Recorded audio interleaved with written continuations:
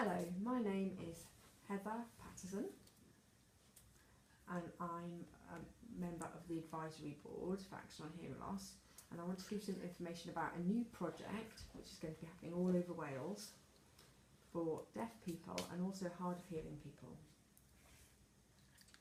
Action on Hearing Loss will work with North Wales Deaf Association in order to provide this new service, which is called Living Well with Hearing Loss. There are three parts to the service.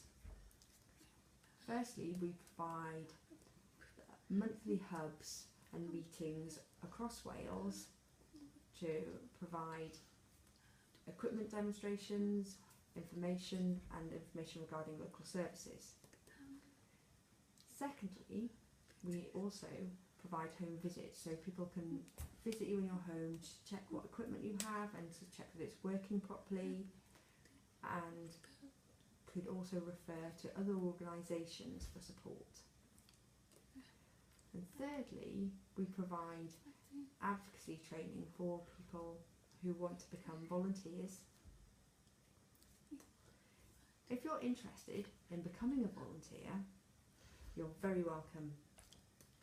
If you want more information, have a look at the Action on Hearing Loss website. Thank you.